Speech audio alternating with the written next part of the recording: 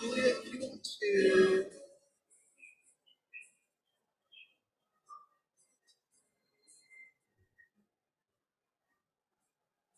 No, not yet.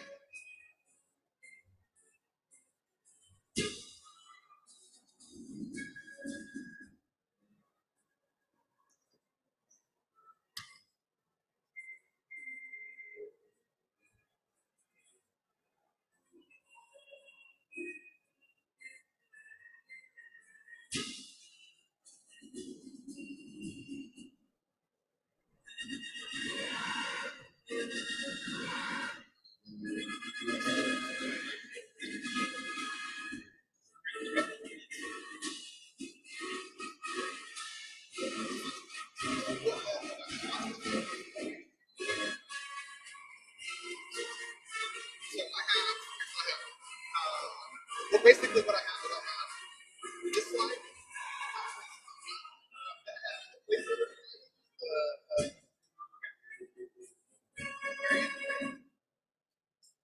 Okay, great. Okay, so after question and answer.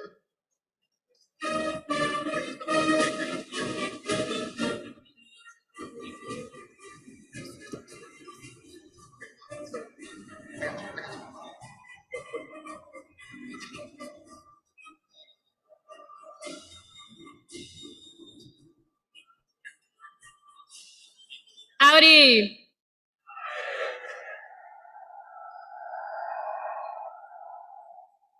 Welcome to the Corps of Cadets 8th Annual Intentional Leadership Conference. We will begin in 5 minutes.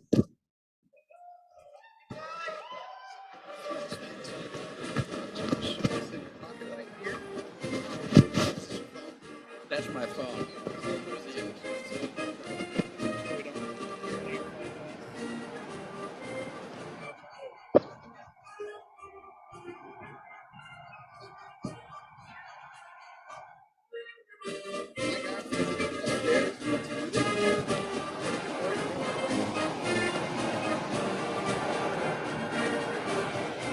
Okay.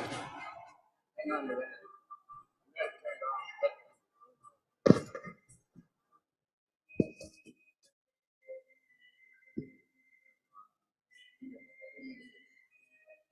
They were made by the company.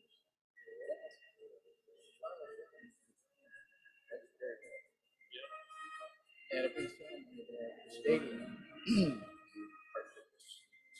player at a certain game, they can put stuff wherever they want. So they made a bunch of these shoes. People love them. Put them on.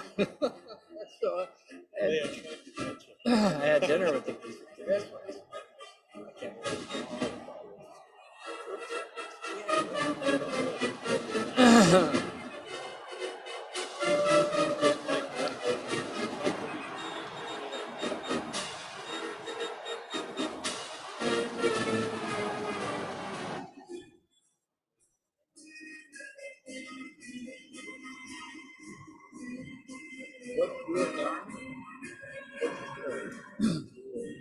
All over.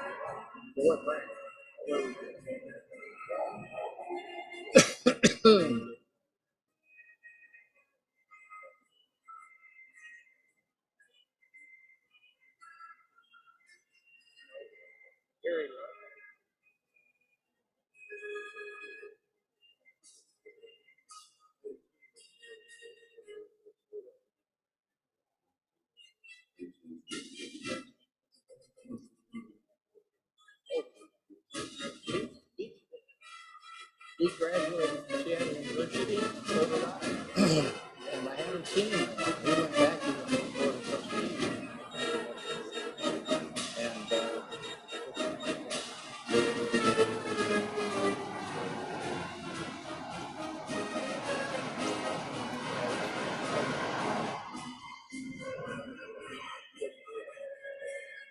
Howdy.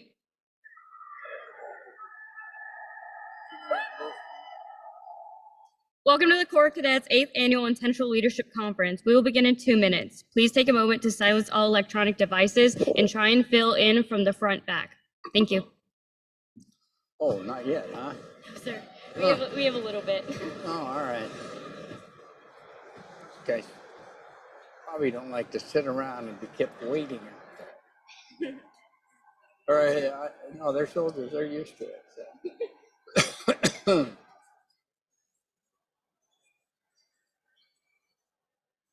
What those boots cost? Oh.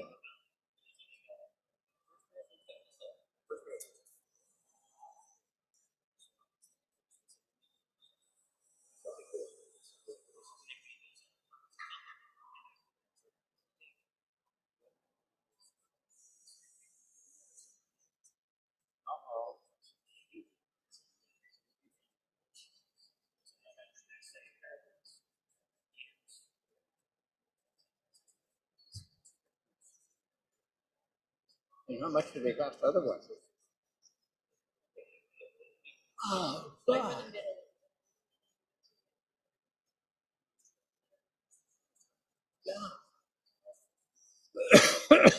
And you don't get an allowance for that? That's out of your own pocket. Straight out of Oh, because they're school expense. that's not much.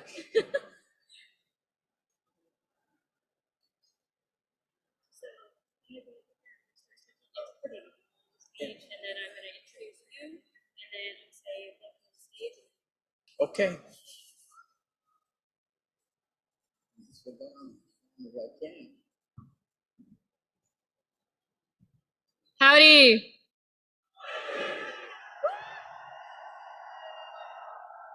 I'm Cadet Allison Haney from Castroville, Texas, majoring in animal science. I've had the pleasure to serve as the vice chair for this year's conference. On behalf of the Office of the Commandant of the Corps Cadets, Brigadier General Patrick Michaelis, the Hollingsworth Center for Ethical Leadership, our staff members, the over 2,000 cadets, and our sponsors, welcome to the 8th Annual Intentional Leadership Conference. The Intentional Leadership Conference enhances our leadership and character development through an intentional focus on building career competencies that will help us prepare to successfully transition into the workplace.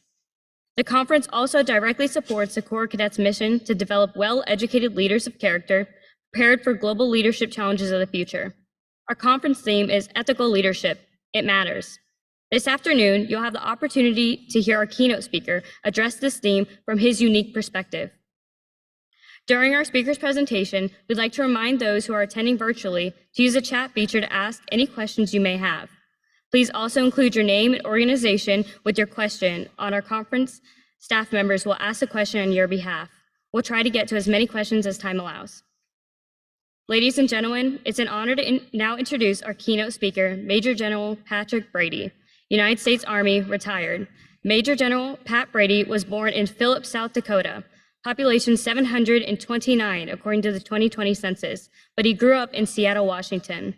The general was commissioned as a second lieutenant in the Army Medical Service Corps after graduating from the Seattle University RTC program in 1959. After a tour in Berlin, the general completed helicopter flight school at Fort Rucker, Alabama in December 1963. In January 1964, he began his first of 2 different tours in Vietnam as a dust-off military ambulance pilot. General Brady earned the Medal of Honor for his actions on January 6, 1968, when he rescued 51 injured soldiers in several different dust-off missions. Piloting a UH-1H ambulance helicopter, the general made 5 different flights into enemy-held territory that was blanketed by fog. Using great flying skill, he maneuvered his Huey to blow away the fog so he could see the very small landing zone to rescue injured troops. Facing close-range enemy fire, he calmly landed his aircraft and rescued 2 South Vietnamese soldiers. Called to a different fog-laden site, Major Brady made 4 flights into the zone to rescue soldiers only 50 yards from enemy forces. He then used a different helicopter to rescue 6 severely injured soldiers trapped in an enemy minefield. For those actions, Major General Brady was awarded the Medal of Honor by President Nixon on October 9, 1969. Today, General Brady remains our nation's most highly decorated military veteran. He is a member of the Dust Off and Military Aviation's Hall of Fame. He's an ardent spokesperson for the National Medal of Honor Museum and is widely considered the world's greatest helicopter pilot. Ladies and gentlemen, please welcome Medal of Honor recipient, Major General Patrick Brady.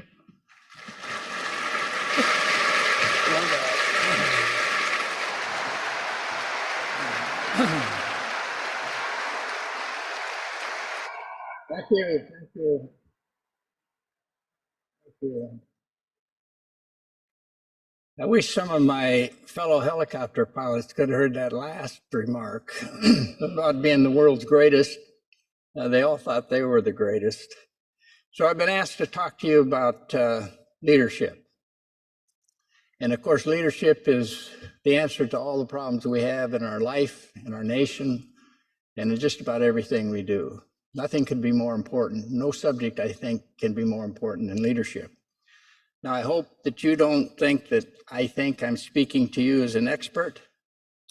Not really, simply an observer. But I believe that I have been blessed in having been around some of the great heroes and leaders of all time. As a member of the Medal of Honor Society, I've known socially, professionally, personally, some of the great heroes and leaders from our past as far back, I hate to say this, the Indian Wars. Some of you may have read about Eddie Rickenbacker, Jimmy Doolittle, Pappy Boynton, Joe Foss, Jim Stockdale, and Eli Whitley, who came from this very university. And then some more of the recent great leaders we've had, people like Norm Schwarzkopf, Colin Powell, and many that you may not know, who were great leaders despite the fact they never became generals or had TV shows. I found that rank often has very little to do with leadership, especially in combat. Surprisingly, some of the most effective leaders I ever knew were NCOs, majors, and the Christian Brothers of Ireland who raised me. Now, over the years, I've watched these great men, and I've noticed some similarities in them. Their personalities were very different, but some things, virtues, values, qualities, if you will, were pretty consistent among the leaders I have known. So I'm going to share some of these things we can all look for in leaders and in ourselves. Now, I've also known a lot of celebrities, and celebrity is not necessarily a measure of leadership. That's important. There's no relationship between being a celebrity and being a hero or a leader. Tragically, too many of our heroes in America are celebrities, many with lifestyles far from that of a true hero. Our children need to be taught the difference. And I'll tell you a war story to bring out this point. You all know the difference between a war story and a fairy tale. A fairy tale begins once upon a time. A war story begins with this is no shoot. His name was Pappy Coleman. He was a medic with me in Vietnam. I don't know why they called him Pappy. He was probably 21 years old. But he was in a unit that was responsible in a 10-month period for the rescue of over 21,000 wounded soldiers, men, women, children, enemy as well as friendly, from the battlefields of Vietnam. On one mission, Pappy jumped out of the helicopter.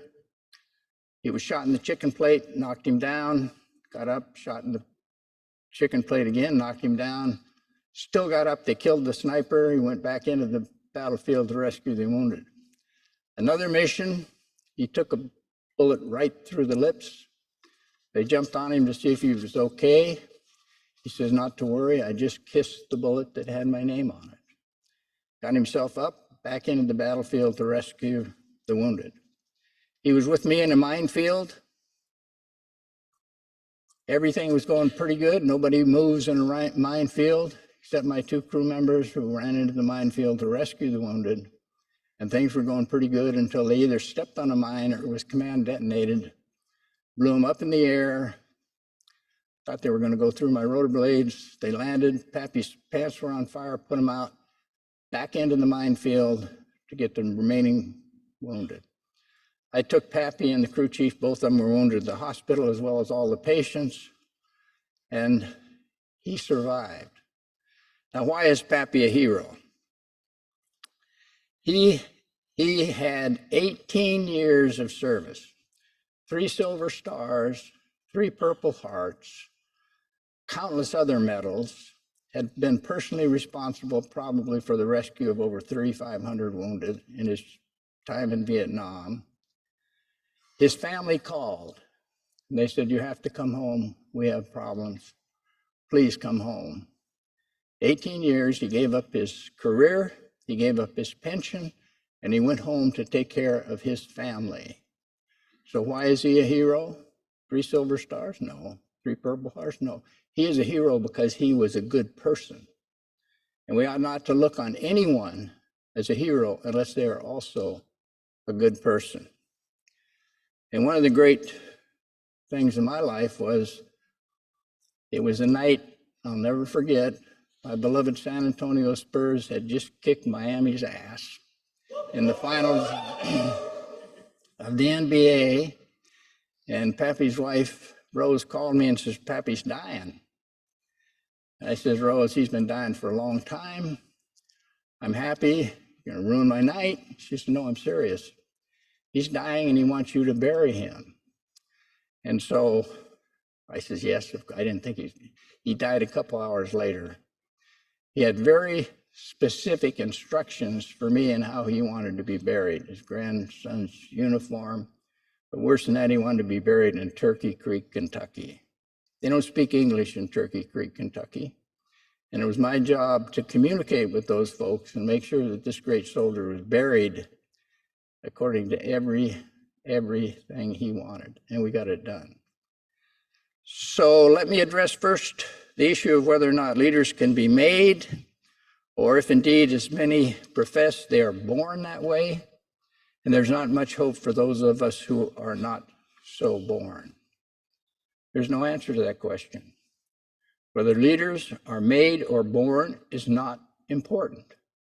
What is important is that we expose them. How do you do that? You do that through tough, hard training and education. Hardship, misery, privation, tough times and tough places, if you will, these things are the school of leadership. Now, you've met them, and there are those, many of whom will tell you it doesn't take practice to be miserable. They're dead wrong. It does take practice if one is to do it with class.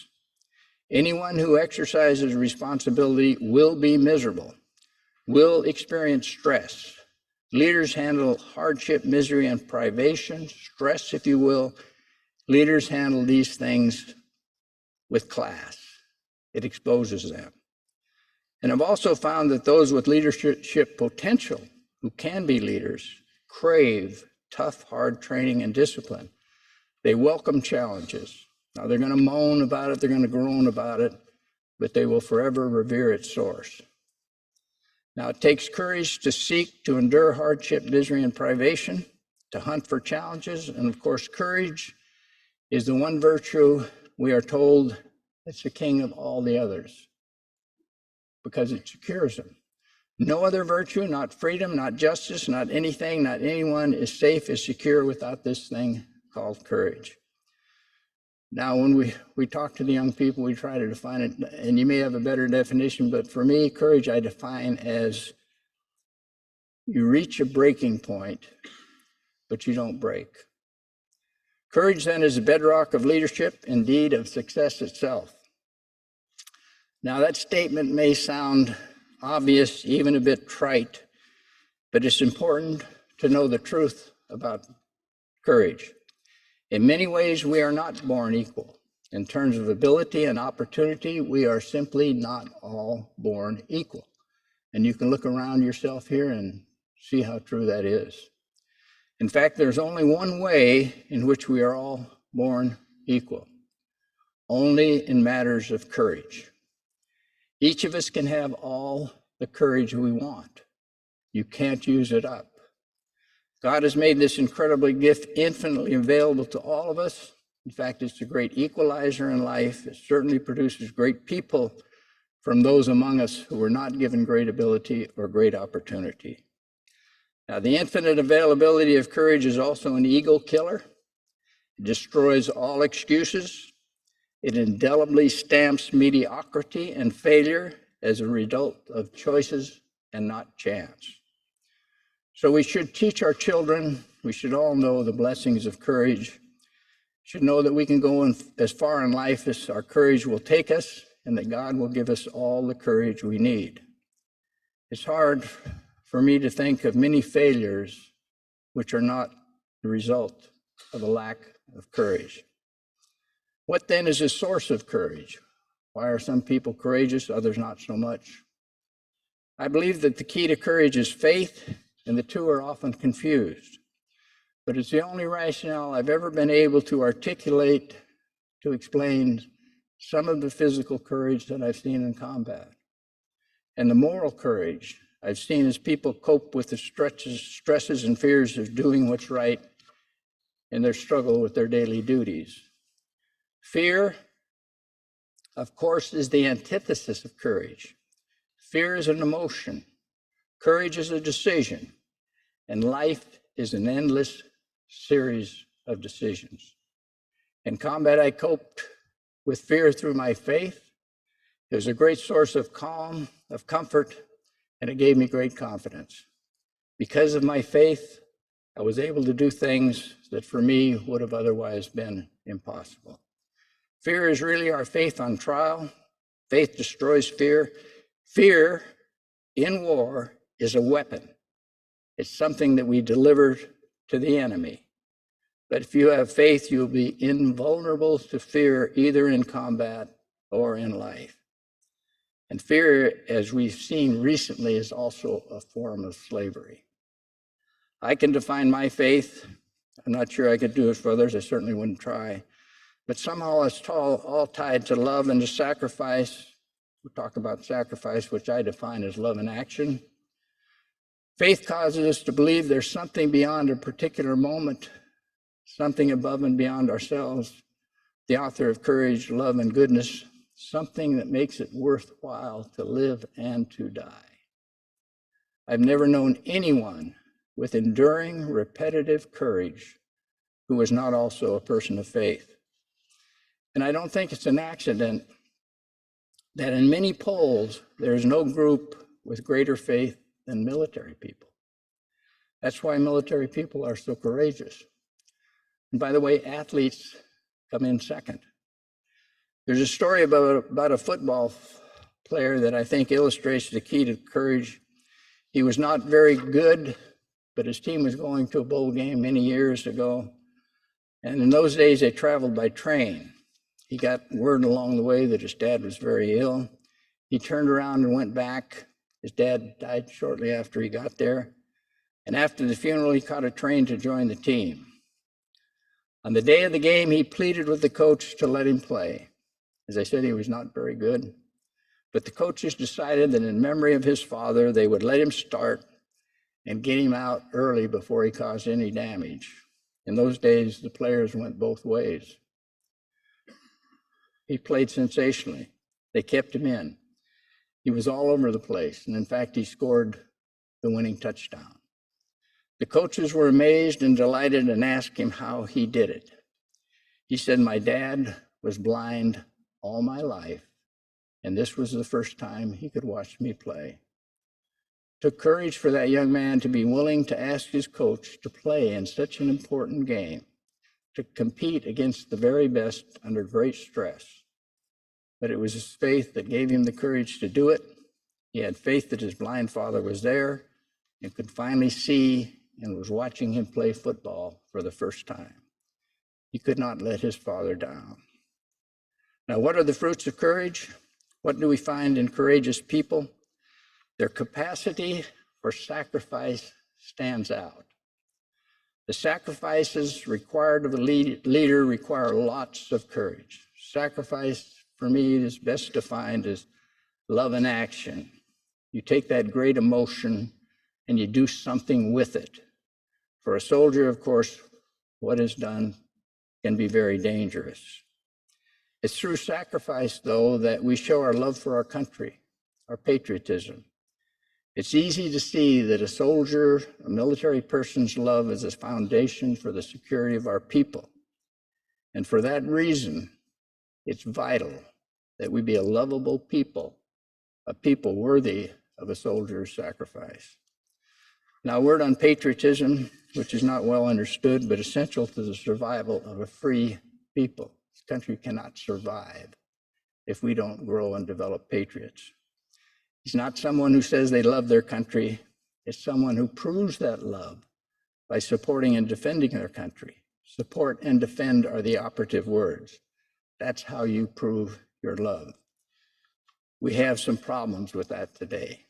Let me tell you the story of a true patriot. His name was Webster Anderson, big, powerful black NCO artillery sergeant on the top of a mountain in Vietnam during a tropical storm. In the initial attack, the communists pretty much took off both his legs. Webster kept fighting. Subsequently, they threw a hand grenade into his position. Webster caught the hand grenade, and when he was throwing it clear of his men, it pretty much took off his arm. I flew in that night, and I picked up what was left of Webster and his wounded soldiers, and I took him to the hospital. Amazingly, they were able to save his life. They did not save 2 legs and 1 arm, but that action earned him the Medal of Honor. He and I became very close, and we'd travel the country talking to young people. He was more plastic than he was flesh. 1 arm was a cane, and we would prop him up in the classroom and he would talk to the kids. And we were in a classroom in Oklahoma on Memorial Weekend and had him propped up there talking. And one kid raised his hand and he says, "Mr. Anderson, knowing what you know now, that it would cost you 2 arms, 2 legs, and 1 arm, would you do it again?" And Webster raised his one good arm and he says, "Kid, I've only got 1 arm left, but my country can have it anytime they want." Now, those young people will never forget that great black soldier standing before them, giving them the perfect example of what a true patriot is. Now, let me add too that a leader's sacrifice is special. There's no bottom line, no material gain, nothing really in it for them. All it does is increase their capacity for more sacrifice. And I believe it will also increase one's capacity for fulfillment, for responsibility, indeed, for happiness itself. The greater your capacity for sacrifice, the greater will be your capacity for responsibility and leadership. Sacrifice is like lifting weights. The more you lift, the stronger you get. Sacrifice is kind of like love lifting. Capacity for sacrifice, I think, is the ultimate measure of goodness in a human being. Now, I don't want you to get the idea that combat courage is the toughest kind. I certainly don't believe that. It's been far harder for me to wear this medal than it was ever to earn it. The toughest courage is the courage required to face the drill of daily life, to do what's right in the unending conflicts that we have. Conflicts between our security, our desires, our passions, and those wonderful things called our ideals. No drums to beat our attack on this battlefield, but the victories are every bit as hard fought as on any field of combat. And I think you folks experience some of that here. Physical courage can win battles, ball games. Moral courage will change the world. And I'm sure if we have any here who are married with families, you know that courage and sacrifice are not guy things. In my experience in life, it's the women who have exhibited the greatest physical and moral courage. I think Adam's rib was the most remarkable investment in history. Where were the apostles during the crucifixion? They ran. Only his mother and the women had the courage to stay with him. There's no battlefield courage greater than the courage of motherhood. They understand the 2 o'clock in the morning courage that Napoleon talked about. No pain a soldier can suffer to match that of childbirth, no responsibility to match that of caring for the helpless, for our children. And look at the Olympics. You seen that horizontal wooden beam? Have you ever seen a man on that thing? Are you kidding me? So much for courage and sacrifice. I can think of no significant human shortfall that is not the result of a lack of courage. Our children need to know that. Like great leaders I've known have one other visible thing in common, that's humility. That may sound contrary to the images of guys like Patton and MacArthur and some first sergeants I've known. It has nothing to do with decisiveness in decision-making and action. Humility is a product, I believe, of self-examination and a desire to improve. It destroys pride and arrogance, which hinder progress. Humility will help us to take our life, our responsibilities very seriously, but not ourselves. The truly great leaders that I've known at all levels, I found, did not take themselves seriously, but they were very serious, perhaps fanatical, about their mission and about their responsibilities. Humility teaches us there's no security in life, only opportunity. The key to humility, I think, is an honest self-examination. I don't think many of us can examine ourselves closely, honestly, and not find much to be humble about, much that needs work and that we should all work towards. The source of humility is simply an honest recognition of our humanity. It takes some courage to be humble.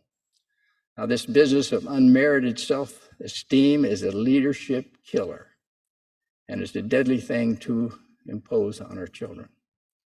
And I would say that the loss of humility is the first sign of erosion in a leader. I've also found that a strong imagination was a mark of strong leaders. Imagination is the ability to create something new by combining current knowledge and previous experiences. It's the image-forming power of the mind. Through it, we discover, we create, it illuminates and enlightens, and we see things that we've never known in reality. It's not enough to exercise it. We can all do that, but it also always must be controlled. And I hesitate to tell you guys another war story. People I had dinner with last night said they were going to laugh at my jokes, but I haven't heard any laughs out here today. But I'm going to tell you a war story anyhow. Our job in Vietnam was to pick up the wounded from the battlefield. And we found after many efforts, trials and errors, and people getting hurt and losing aircraft and people getting killed, that we had to start using our imagination to find ways into the terrain, depending on the terrain, the enemy location, the friendly location. And you had to use your imagination to do that. You would take your eyeballs and you would put them in the enemy's sockets, and you would imagine what you could see if you were him in his location and you were trying to get in there. So we're flying one day to pick up some wounded. There's Marines, a bunch of wounded Marines, and of course it's always the case with Marines, a lot of confusion down there. I don't want you to think I'm saying anything disparaging about Marines. By the way, for you Marines, disparaging is bad. But anyhow, we found a nice way into the area, dropped down on the deck, scooted up a dead riverbed, jumped over the trees, turned our tail into the fire, which you always did, and a lot of confusion, screaming and yelling, hurry, hurry, get them on, let's get out of here. And if you've ever been in a situation like that, you know what it's like to pucker. Puckering is when the cheeks from the lower part of your body slowly begin to envelop your ears. And we're sitting there puckered, and you try to shrink yourself as much as you can because everybody's crawling and you're sitting up there. And get them on, let's get out of here. And so I look over at my co-pilot, and he's puckered and he's shrunk, but his head's going like this all over the cockpit. Back to the patients, get them on, let's get out of here. And there's my buddy. And I couldn't help myself. I started laughing out loud. And he said, laugh, you son of a bitch, but it's harder to hit a moving target. That's a true story, by the way. So there you see the use and the misuse of the imagination. In combat, we must be able to turn it on when we need it and turn it off when we don't, for it produces terror, fear, which will cause to happen that which caused it. Imagination is responsible for so much of the good around us, the improvements, new ways. It's a result of hard work, not genius, although the two are often confused. The key to imagination is knowledge, professional, technical, tactical. The more we know, the more we're able to combine and compare, to mix and to muscle, to jingle, to brainstorm, to find new ways, and to see things we've never known in reality. There are other traits that are important that I'll mention but not cover because I've gone on pretty long. Physical fitness is vital. As Coach Lombardi said, fatigue makes cowards of all of us. Leadership is physically demanding. Age is certainly a factor in leadership. Good leaders are good actors. No matter the stress of what's going on in your life or your insides, you have to project the right demeanor, especially in disciplining. You cannot care for someone and not correct them, but you must protect their dignity while you're doing that. And very important, leaders are defined by their clarity.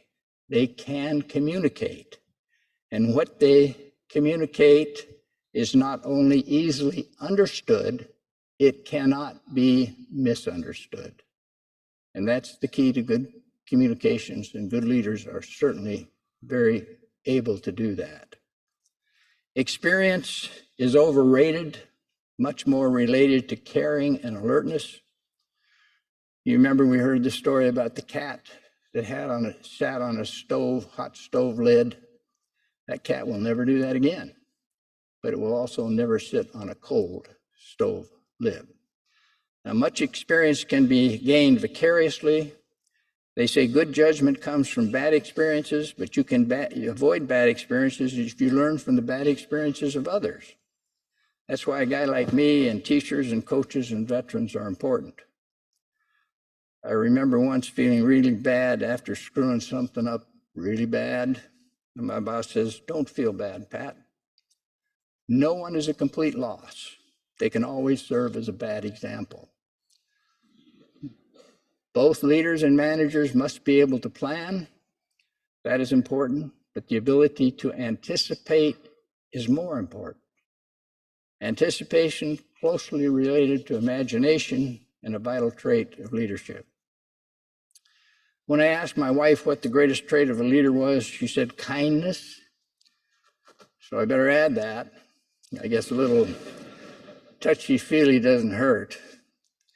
And in closing, I think it was Solomon who said, "With humility comes wisdom. Whoever loves discipline loves knowledge, but he who hates correction is stupid. Fools despise wisdom and discipline." Discipline is a form of love. If you're disciplined, you know that somebody cares about you, or you should know that. I would define this thing they call wisdom as a combination of character and competence. Very important to include character in the competence part. And so the thing that ties this all together is self-discipline. Self-discipline is important no matter what we do, but the balance of self-discipline in all areas of our humanity is indispensable to a leader. The whole man has three selves: a mental self, a physical self, and a spiritual self. All need attention, all need development, or we fall out of balance, we become unwholesome. We know leaders in our society who are disciplined and excel in one area of ourself, our humanity, great intellectual leaders, a great athlete, a great spiritual leader. True leaders do stand out in each of these areas, but they can't be weak in any one. They need to reach a balance in all three areas, and that requires a special kind of discipline. The military is one of the few organizations which demands excellence, expands resources in all three areas of our humanity. And for that reason, the military has produced most of the truly great leaders in our history. You've all heard the biblical story of the centurion, a soldier, a Roman command sergeant major. He asked Jesus to cure his servant, but from afar. He didn't believe, he did not think he was worthy that Jesus should come under his roof. There's so much about leadership in that story, about the nobility of great leaders. Here we see the humility of a man with great authority, a Roman centurion, his respect and recognition of a greater authority, and above all, his concern for the welfare of a subordinate. Now, John the Baptist made a comment once that a soldier should be content with his pay. Now, old John was never a second lieutenant with 3 kids making $222 a month, but he sent a message to all of us that what you are is more important than what you have.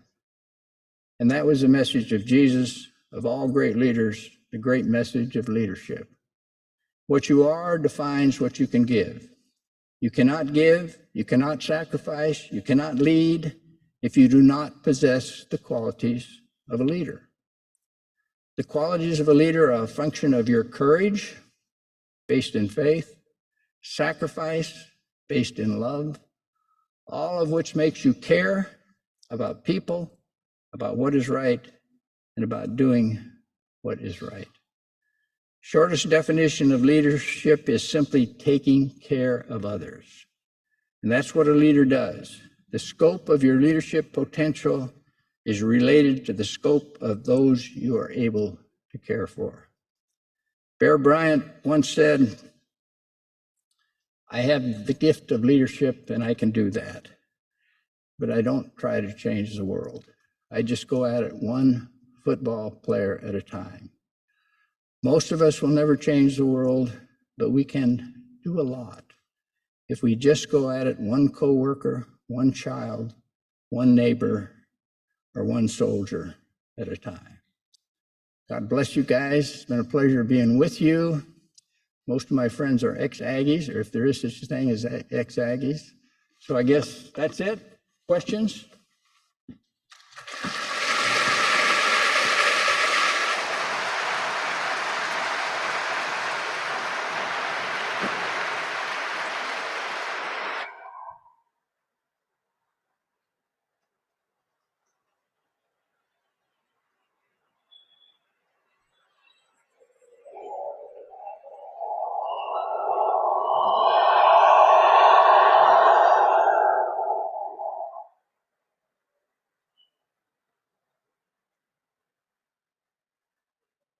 Thank you, Major General Brady. We will now open up to the Q&A section. Again, as a reminder for those on Zoom, enter your questions using the chat feature. There's a microphone on either side. If you have a question, go ahead and walk up to one of the microphones. I bet you guys wish you had a pair of shoes like these, right? Cowboys made them for us on Veterans We'll start Day. here on the right. Am I on? Am I on? Yes, sir, you should be. Okay, you guys hear me okay. All right, let me hear your questions. Good afternoon, sir. Good afternoon, sir. My name is Cadet Julius Van Tassel. I'm from San Marcos, Texas. Oh, I My got you. question for you, sir, is on that day when you were in Vietnam, when you went back 4, 6 times, however many times it was, to rescue those 50 people, what was the transient thought or the lasting principle? You made a choice that day. What has remained with you all these years as a leader, sir? I think, I'm not sure there's a lot of lessons in that, but what I will say is that I was blessed in having probably the greatest job that you can have in combat, and that's saving lives. There's nothing that you can do that is more thrilling than to save a human life. Lobster, romance, I don't care. New shoes, whatever. There's nothing that will give you more of a thrill than to save a life. So our job was to save lives. There was never any question that you would be so embarrassed if you came back without the patient. Just think about that. If you went out after someone and you didn't get him, you didn't get him to a hospital, how embarrassing. How could you live with yourself? So in my unit, we did that every day, 24 hours a day. And as I mentioned with Pappy, by the way, Pappy's in the Aviation Hall of Fame. We carried over 21,000 patients. We had 26 Purple Hearts in those 40 men, but we never left anyone in the field for any reason. And you just couldn't do that. And so if you use, many times we'd go, we couldn't get in, our aircraft to be shot up, we would go get another aircraft, and we'd go back until we finally got him out. So that was our job, and as a result of that dedication, the dust-off aircraft in Vietnam saved over 1 million souls. As I said before, men, women, children, enemy as well as friendly. We didn't make an exception for if the enemy was wounded, we took him to the hospital just like we would anybody else. So nothing unusual. Here's what's unusual about that day. I would have never remembered it if somebody hadn't taken the time to sit down and write it up. We had other days worse than that. But the beautiful thing about an award is that the people you support think enough of what you did to take the time to fight the bureaucracy and to say thank you. That is the greatest thing about an award. Did I answer your question? Yes, sir. Okay. Thank you, sir. We'll Good move on. afternoon, General. You had mentioned that one of the difficult forms of courage was going through the daily drill of life and making those decisions that were difficult, or when you had one of those hard times.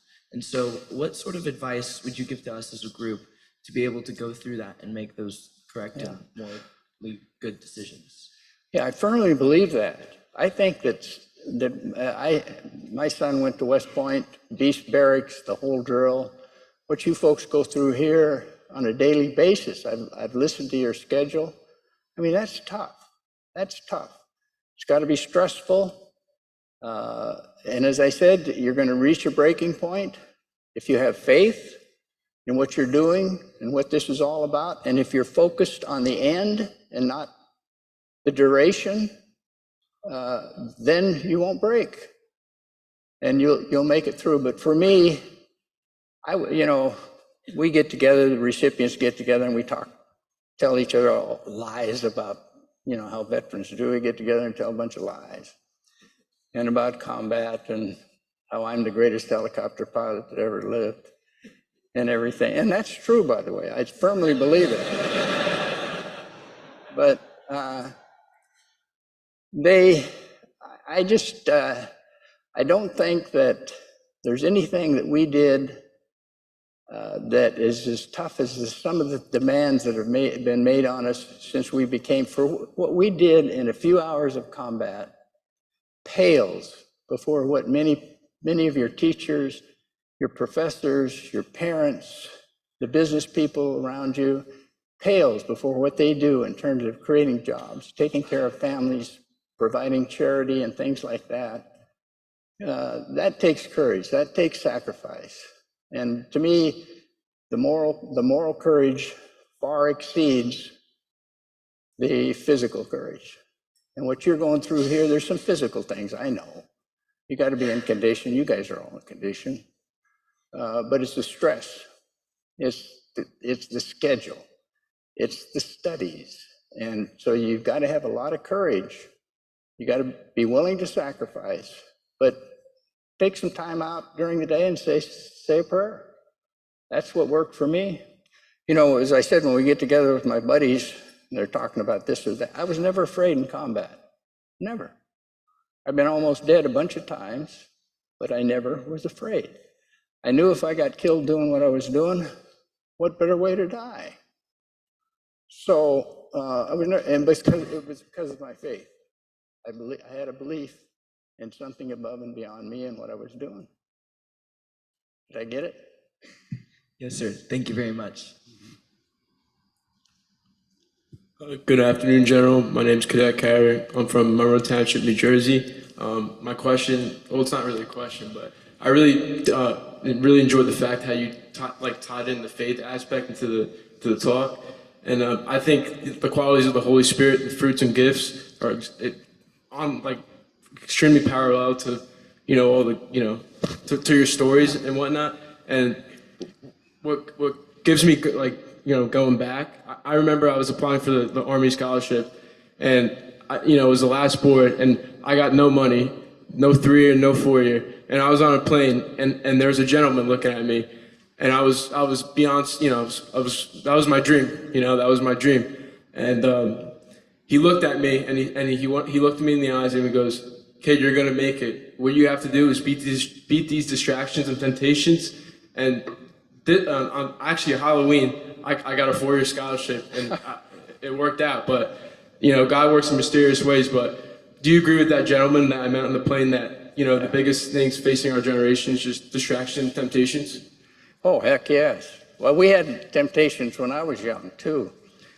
I've always been a believer, but I haven't always behaved like I was a believer. And so that don't let that get you. Now I have two of the highest medals that the military gives: the Medal of Honor and the Distinguished Service Cross, and 6 Distinguished Flying Crosses. Every single one of those is a result of the good Lord showing me the way. They say I blew away the fog. No. We were going out to pick up a young soldier on top of a mountain, and he'd been bitten by a snake. And the problem was the mountain was covered with fog, In the afternoon, you had to build up in the mountains. In the morning, you had low valley fog, which was like a snowbank. And so I went out after, and I knew I had a lot of young pilots. I knew they were going to push themselves. The weather and night was killing more of our people than the enemy. How in the heck am I going to get in there? So I started up the mountain. I knew I could fall off in the valley and I'd be VFR. Back up the mountain. You know, if you don't have instruments, if you don't have 2 reference points, you don't know if you're right side up. I don't care who you are. Back up one, the crew's getting nervous, and I said, guys, they're screaming, he's going into convulsions. And I said, all right, one more time, guys. Back around, up into that stuff, and I was hit with a gust of wind. That wind was the breath of God. Blew me sidewards. I was looking for a hole in the jungle, hoping that we could find a place to go down reasonably safely. We were definitely going to crash. And guess what? I saw the tip of my rotor blade, and I saw the top of the trees. I could see 20 feet in that stuff, and I had 2 reference points. I know I'm right side up. I turned that sucker sidewards, up into the area, got the kid, back out IFR, and as far as I know, he lived. From that point on, because the way the good Lord blew me into that technique, I didn't blow the fog away. Where does it go? They say that in the citations. But you can see about 20 feet in that stuff. And if you've got 2 reference points, that's all you need. With the Huey, you can hover it right up. And that's what I did the day I got the medal. The other one was trickier. Tropical storm, a bunch of soldiers from the 101st in the valley, big fight going on, all aircraft had been grounded. And earlier on, I'd been sitting in the valley during a firefight, picking up patients, and I looked up at a mountain. It was in the clouds, but I could see a silhouette of that mountain. I could see it. They were dropping flares. So back to the other one, tried to get in low level, tried to get in every way we had done before, and it was like ink. I just couldn't do it. And then I had an epiphany. The good Lord reminded me of that other day with that mountain and with those flares, and then I knew how I was going to do it. Went up above the weather, over the area, asked for flares, and we circled the flares down through the clouds. We get in there, we made 4 trips that night, we got everybody out. It had never been done before. So, but it was my faith. It was the good Lord showing me how to do it. And it was a great thing for the soldiers in the field. Weather never stopped us after that. Got another one? Thank you so much, General, I'm Cadet Austin Porchuk. I would like to ask you a question. With you being in the Medal of Honor recipient club, what would be your greatest takeaway from your fellow members in that club, sir? We fight like cats and dogs, but there's one thing that unites us. We are patriots. We would die for this country without even hesitating. Every single one of them would do that. But they're as different as all of you are. But they have that one, in my judgment, they have that one thing. They don't like to be told they can't do something. They've been through the mill, many of them, crippled, blind, lost limbs and everything, have really put it on the line for the country, but they would do it again. There's no question about that. Now, does that mean that they're the only group in America like that? Absolutely not. But that's the one unique characteristic I would say about these guys. And I've known them back to the, as I said, the Indian Wars. We had one guy in the Boxer Rebellion when I joined the society. I'll tell you this though, here's the one thing that stands out to me. When I looked at the World War II guys, and we partied together, we got to know each other. The World War I guy, the World War II guy, Korea, they were tougher than we are. Nobody likes to hear that, but I think it's true. When you look at what that World War II guy went through, 4 years in the field, Vietnam, we got R&R there. We had some days, not much in my unit, because we were pretty much on call all the time. But we would sleep in a bed at night. And look what the World War II guy, he was the greatest generation. And I really loved being around those guys. But it told me that if we don't harden up, we could be in for trouble in the future, because they were tougher than we are, whether you like it or not. Yes. Good afternoon, sir. My name's Anna Ortiz. First of all, I've heard a lot about you already. My father came to the dust-off reunions, so he would always talk about it, and especially he asked me specifically, oh, he's probably going to talk about courage, and I was like, oh, right. So I'm really happy to have heard it from you specifically as well. Anyway, so my question is, so how has the teamwork implemented your journey with your courage, with the leadership, with your success story? Because my dad talked a lot about his battle buddies, right? About all of his experiences, and now hearing it from you as well, there has to be some correlation. Are you asking about teamwork? Yes, sir. Okay. Your dad was a dust-off pilot? Mm-hmm. Yes, sir. Wow.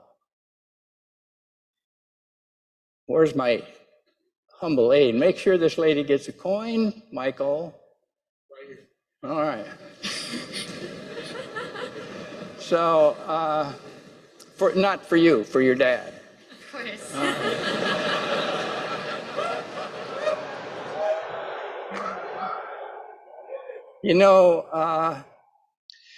I didn't go into that, but when we talk to the young people, we'll get into the team thing. Here's my take on it. The us in U.S., the unselfish service in U.S., the fact that, and that's why I think sports are so important, because they teach teamwork. Every human being is a team. You might have got a little bit about that. You got 3 parts to you. I think God is a team. Father, Son, Holy Spirit. He's a team. We are teams. And so the young people have to know and have to be taught that they have to be part of a team. The country is a team. The family is a team. And they have to all work together for the good of the whole. And the way I explain it is, where I grew up in the Northwest, we had a lot of guys were lumberers, and we would haul the logs out of the forest with horses.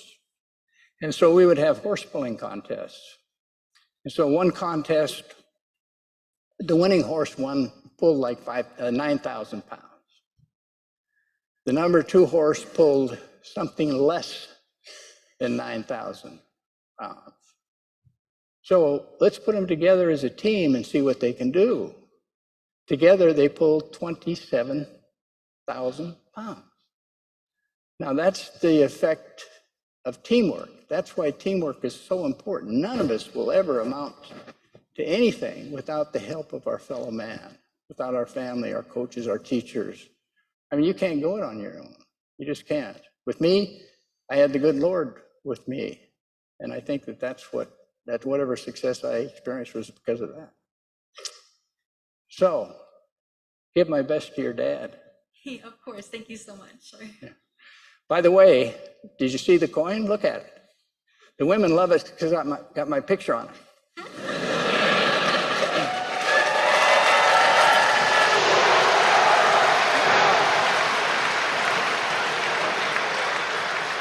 Now, the other side of that is, you look at my picture 50 years ago, and you look at me and you say, General Brady, you haven't changed in 50 years.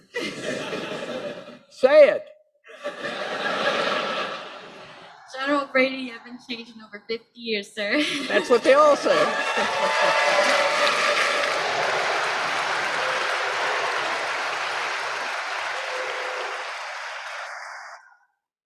Where am I? Good afternoon, General. I'm Cadet Alabi. I wanted to ask you. You kind of touched on it in your talk. you're talking about how important it is to have a large scope of people to affect and have your effect on. What do you think is more important with your experience? Is it having a large amount of people who you affect a little, or having a small group of people that you affect greatly? That's, I would say, as I said when I closed my remarks, that you do it one person at a time.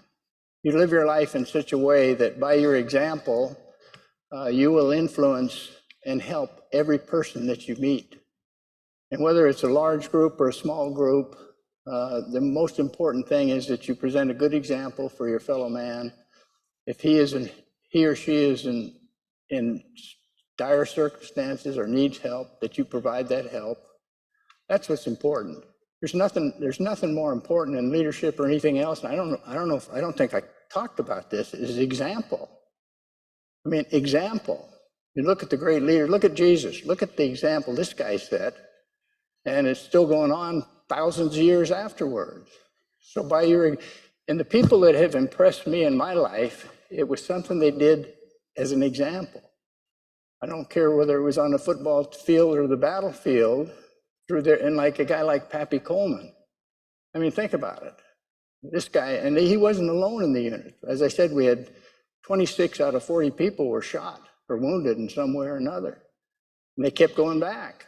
And so by your example, you can have an influence on one person or a whole bunch of people, and it doesn't matter as long as you don't change and you live your life, the rest of your life, in that way as a good example. Not like my boss said to me that I'm not a total loss, I can always be a bad example. Be a good example. And I think that's important. On a side note, sir, you also touched on shoes. My buddies and I agree that your shoes look pretty fly. You know, I'd put it up there, but I don't know if I would fall down or not. No.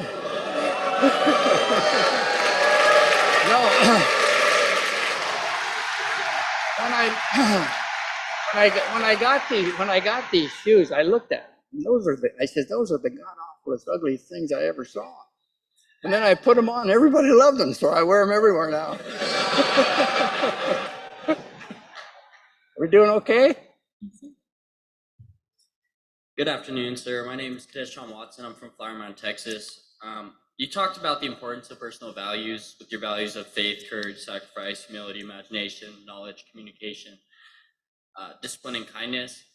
I'm a big proponent that how you do small things is how you do all things. And you talked about the big things a lot using those, but how do you implement those in your daily life, and how does that affect change throughout the course of your life? Well, that's kind of like what we were talking about over here was your personal example. And that goes down. I think the basic fundamental of that is just how you treat other people. Treat them as you would like to be treated, with respect. Now, I got to say this, if you're a veteran, we get on each other, and people on the outside listening to it might be upset, and that's all in fun, but in your daily communications with other people, just be good to them. Be good to them, set a good example for them. You all know how to set a good example, right? You do what's right. You don't dog it. You don't find a way around it. You don't try to get over. You do what's right. And eventually, it'll all work out. No question. Thank you, sir. Good afternoon, sir. I'm Cadet Hawkins from Selma, Texas. My question for you is, how has ethical leadership helped you throughout your time as a leader, sir? This ethical thing, I'm not sure, and it's just like my wife with this touchy-feely kindness stuff. When you're in it, it depends on where you are leading. Now, if you're in combat, you know, here's my best pilot. He's going to save a lot of lives. He's got some issues. I don't care. I want him to be a good pilot and to save lives. Now, if he's out of line, if he breaks the law, or if he does things that are illegal or whatever, he's history. He's gone no matter what. But there may be some other things, some moral issues or whatever. And I'm just not sure what we mean by ethical. You cannot look into a person and tell what kind of a person that is. Only God can do that. So you have to take him for how able he is to do the mission. The mission is what comes first. Everything has to be directed at the mission. Our mission was saving lives.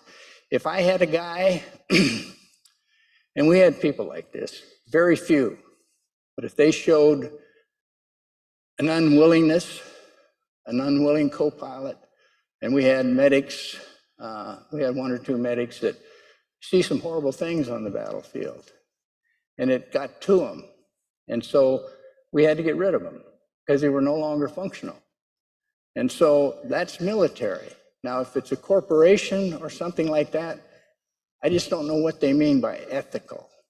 You can't look into a woman's soul and determine whether they're a good person or not a good person. It's only how well they do the job, how effective they are in carrying out the mission. And I heard a great Army general discuss this issue one time at the War College. Matthew Ridgway, great World War II general, and he got into that, the ethical thing. And he says, you've got to be careful about that. We have to be careful about how we judge other people. And in my unit, certainly I liked some people more than I liked other people, but that never affected in any way how I treated them and how they got promoted or anything like that.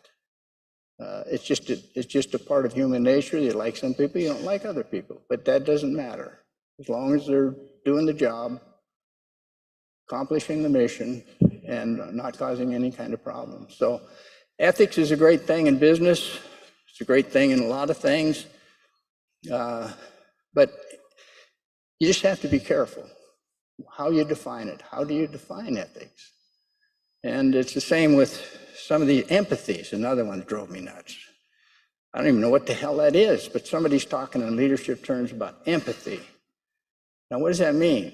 Mean I feel sorry for somebody or what? What? So all those things are probably important in certain kinds of leadership, and you should all be aware of them. Certainly should try and live your life in an ethical way, but combat's a little different. And so I have a little different viewpoint on some of those things. Thank you, sir. Now, how are we doing? We have time for 2 more questions. Huh? We have time for 2 more questions, sir. 2 more questions. Can I tell another story? Absolutely, sir. They don't laugh at my jokes. I told you guys about the women. Now there you got. I don't.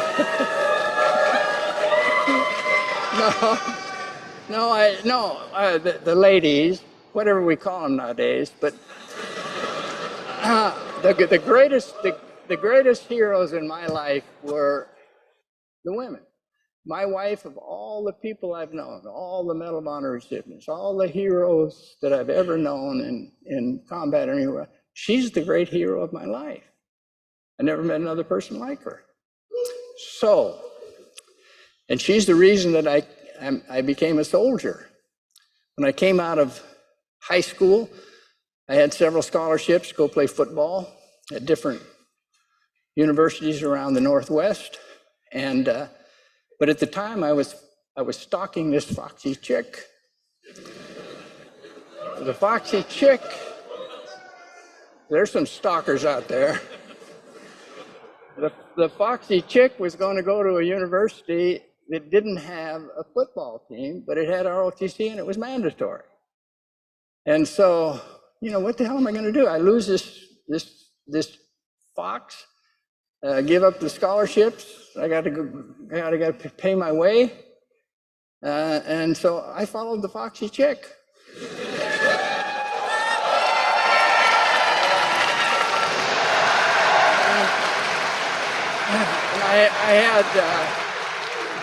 I had an altercation with the ROTC people because I didn't like it, and they didn't like me. But anyhow, she encouraged me to finish ROTC, to do my duty, go in the military, and that's a whole other story. So now, having said all these great things and women have more moral courage than we do. I believe that. And that's like the World War II guy. He's tougher than we are. Women have more moral courage than we do.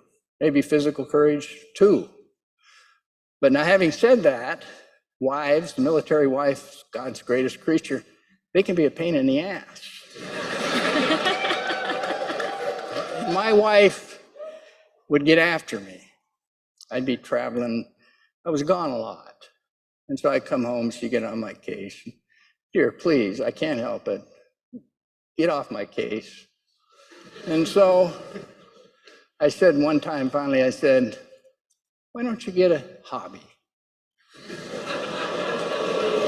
And so I go away and I come back and I said, dear, did you get a hobby?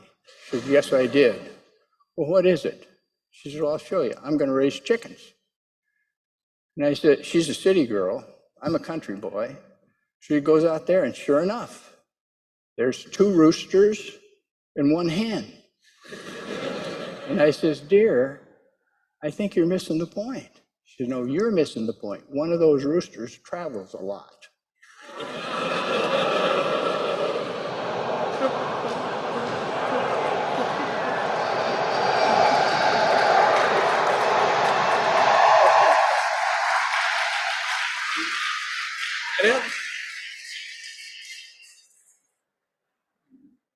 Good afternoon, sir. Good afternoon, General. My name is Chase Johnson, and I'd like to thank you on behalf of many of us. Thank you for your words, and I know it speaks for many of us when we say it inspires us as many of us go into careers in public service and work in the military as we go on to be great patriots. I've got 2 questions for you, but I'll give you the short one.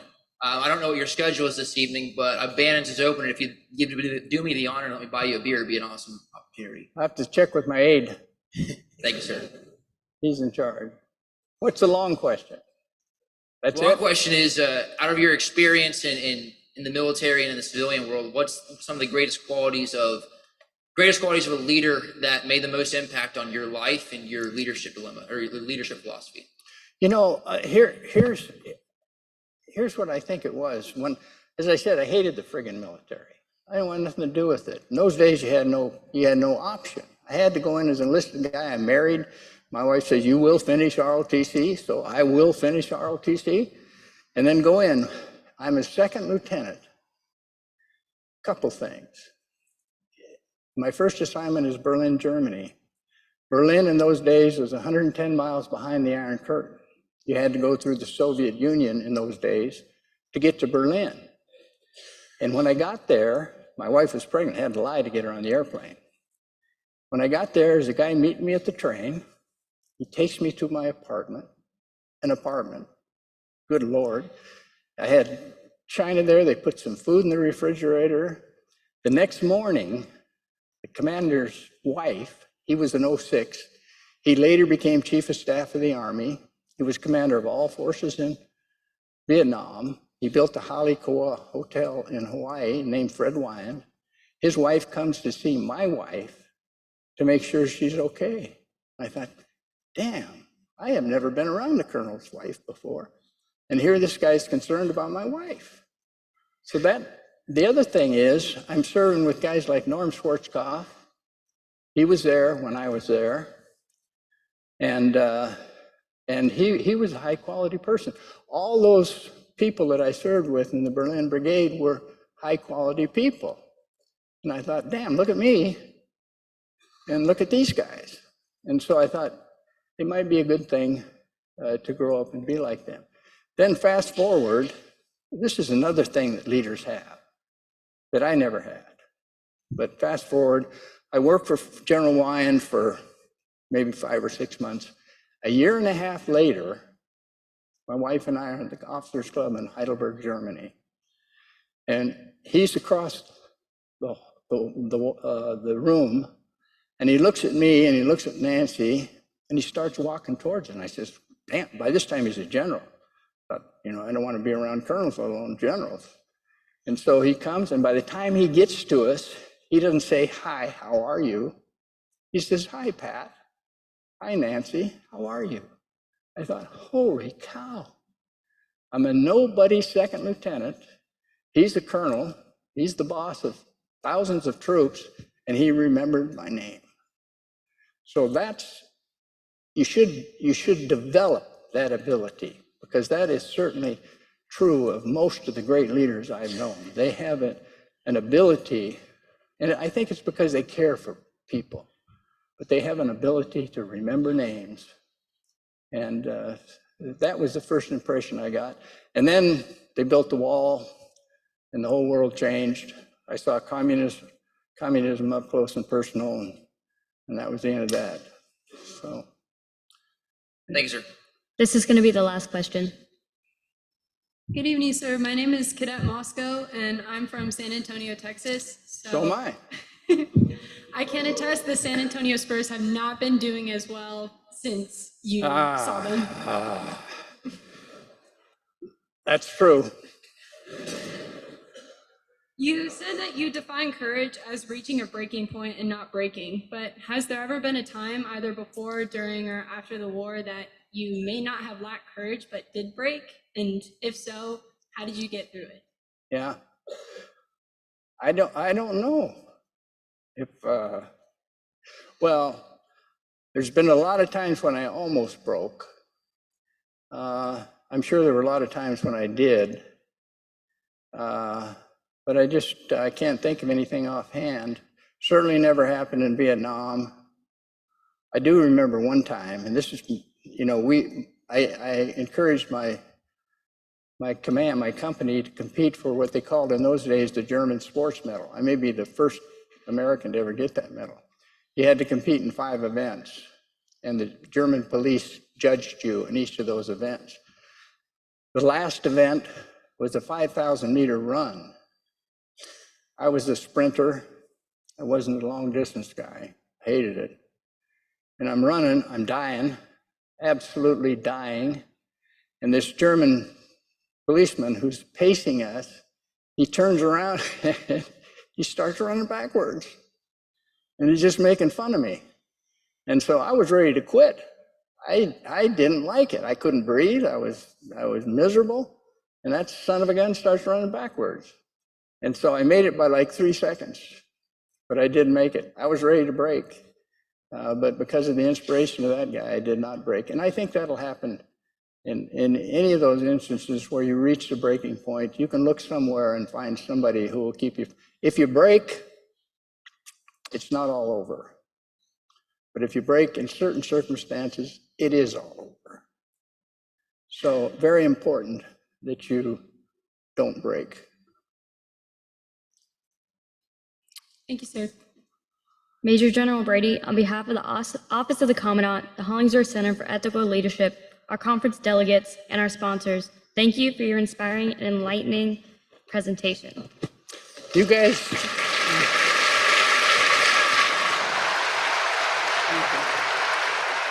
Thank you all. Great university.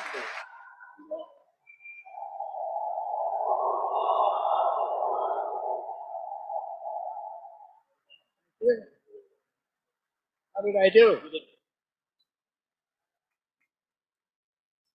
Let me now welcome the Commandant of the Texas A&M Corps Cadets, Brigadier General Patrick Michaelis, to the stage. Room tight, tight. All right, take seats.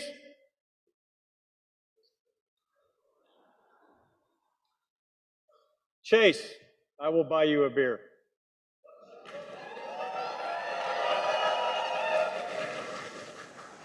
So I know Colonel Allison's going to get up here and talk in a minute and say some thank yous, but I've got a few things to kind of maybe close out the Intentional Leadership Conference here.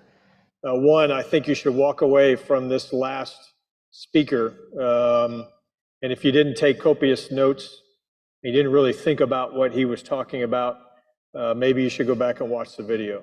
That was a demonstration of leadership from the highest order, and what you just got was a crucible set of experiences put in your heads, his lifetime of service. So think about that in a big way. I want to tell one quick story and maybe relay it back to this thing called ethics and values. And many of you heard a little bit, I've talked a little bit about this when I first came on board as the Commandant. I've alluded to it in some of the classes that I've sat in, but maybe I'll just break it down a little bit. So Fallujah, 2004, November of 2004. All right, 27 Cav, the commander of 27 Cav at the time is a Lieutenant Colonel Jim Rainey, who is now the 4-star commander of Army Futures Command right here in Austin. His unit was pulled out of Taji, attached to the Marines, and their job was to be the lead element along with 2-2 infantry out of 1st Infantry Division to attack north to south through the town, along with their Iraqi counterparts. A particular company commander, infantry company commander, had his company of about 120 Huas on one side of a major route working from north to south. He was on one side of the road and his Iraqi counterparts were on the other. It was a fight that went on for about 48 hours, block to block, house to house, intersection to intersection. At the end of the second night, they decided to strong point themselves along with the Iraqis on a key intersection. You own the intersection, you own the fields of fire. You own the high ground on that intersection, you own the fields of fire. So his young troopers owned that intersection. He had one side of it, the Iraqis had the other. They occupied an Iraqi's home. And if you need to understand anything about Iraqi culture or Arab culture, right, when in their homes, right, they normally sleep on the floor. And around the edges of their rooms are stacks of blankets about this high. So it's November of 2004, right? They attacked for over 48 hours, all right, from north to south in the city, and it's cold and it's wet. Normally it's not that cold and wet in Iraq, but it was during that period of time. They've been awake, they've been in combat, they're moving door to door. They've already asked the Iraqis that lived in that home to leave. Actually, they were gone already. And a young private asked the company commander, who's not much older than you are, "Hey, sir, I'm cold. Can I use these blankets?" So what's the right answer? What's the right answer? The second scenario happening almost in tandem as he's sitting up on the strong point. He's got his RTO over here and he's managing the battle space. On the other side of the road, again, are the Iraqi counterparts. And they are clearing house to house the same way U.S. soldiers out of 27 Cav are clearing. But their method of clearing is a lot different than ours. We've got values that are driving our clearance, right? Iraqi values, a little different than U.S. values. And what the Iraqi soldiers were doing, they're not much younger or older than you are, all right? As they were going to house, is there a little bit of pillaging going on, all right? So they get into the houses and they find stuff and they put them in their pockets, and one of them walks across the street with a box of cigarettes and offers it to the U.S. soldiers. And the company commander sees it. What do you do? How do you react? What are those small decisions that you make on a daily basis that have large implications? That moral slippage that could come if you're not grounded in a set of values and ethics that drives every part of who you are. You see, when we talk about these values and we talk about ethics in light of who you will be and who you are today, we talk about the values of values because we are all flawed by design as human beings. We are not perfect, and we have to remind ourselves that we're not perfect. And we have to drive our behaviors within a set of values which are a function of national values, which are a function of universal truths. And there is a distinct difference between those who put the values on when they put their uniform on And those where those ideals are part of their core purpose and their being. And that their decisions after 48 hours of continuous operations at 2 o'clock in the morning don't come from here, but come from who they are. And having been someone who has watched this in combat and out of combat, to watch the moral slippage of someone who may talk the values but not live the values, and may not understand what moral slippage actually is and why it's so important that you never walk by an indiscretion. That when you walk by it, the standard changes, is why we have these conversations. This discussion about ethical leadership, grounded in values, grounded in your core purpose of who you are, of what you represent, of every conversation, every relationship, every person you interact with, every decision you make is what you're made of right here. And when it's part of your DNA, you'll do the right thing in times, in the good times and in the bad times. Because it's really in those periods of adversity that you truly understand who you are. If you listen to General Brady, that underlying tone of what you decide you want to be helps those decisions you make later on in life. So hopefully you have taken something from the last couple days. I know the challenges associated with juggling class schedules and getting here have been sporty at best. That's where an AAR comment comes into play. All right, we get better every year, but a lot of your peers spent a lot of work making sure we got the right speakers talking about the right things to be able to relay and impart on you what it means to be a leader of character, what ethical decision-making is about, what values are about, and why it's important.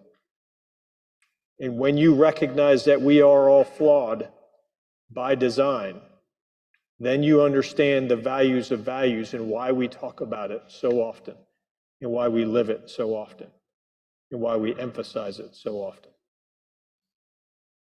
So take something away from this, all right? Take it into your conversations and think about those values being a part of your core purpose, of your core identity, because that's what this is about. That's what this is about, all right? All right, someone's going to buy me a beer. Ken, come on up.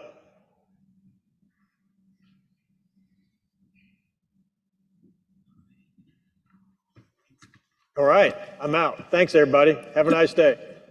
Thank you, sir.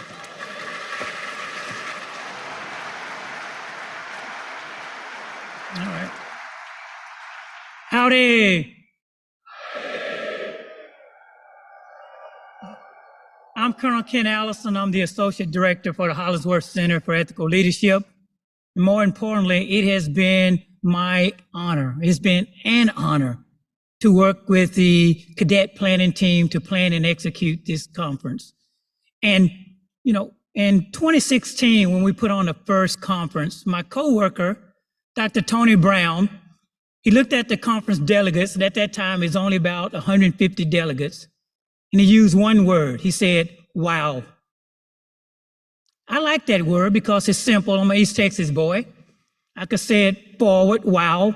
I could say it backwards, and I still could get it right, wow. And so I kind of adopted that word.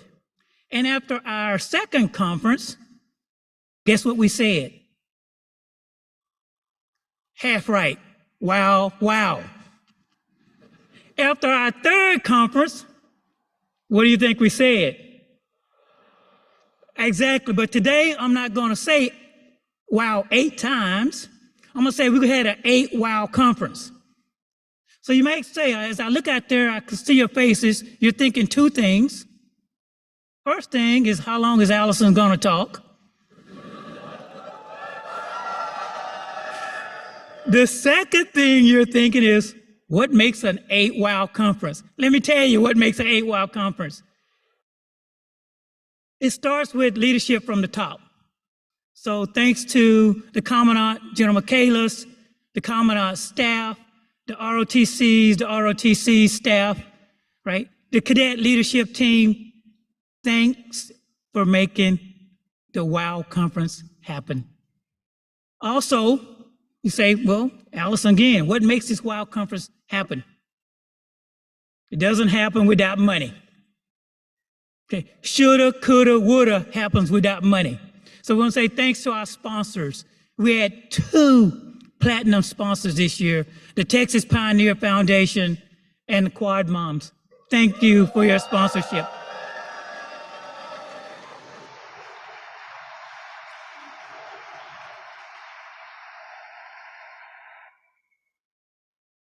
Also, thanks to our speakers. Again, I know, I don't have to guess, I know that you took a lot away from our speakers, right?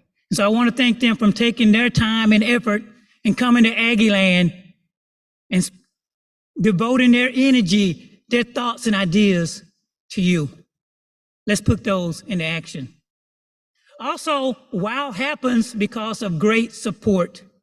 Right? So I want to thank the Rudder staff. There they are. Shanna and Jared and the entire Rudder team, right, for all of their support, their generous hospitality, their numerous meetings with us to make sure that we put on a very professional conference. I also want to thank our cadet planning team. If you're a member of the ILC planning team, please stand up.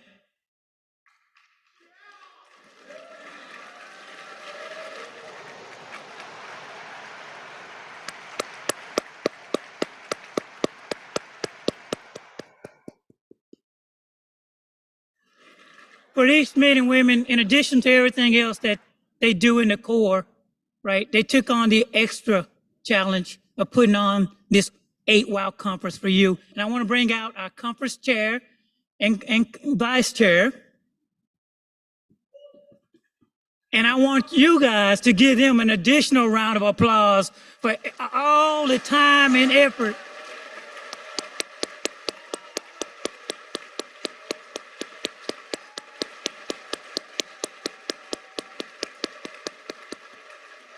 You know, I'm gonna tell you how humble they are. I had gifts for them. They said, Colonel Allison, don't give us the gifts at this time. And we made a deal that I wouldn't, but I had to bring them out on stage for you to recognize them. So thanks again.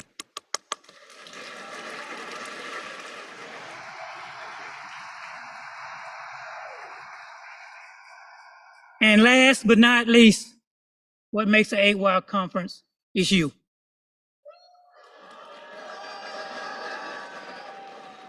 Thank you. We truly appreciate it.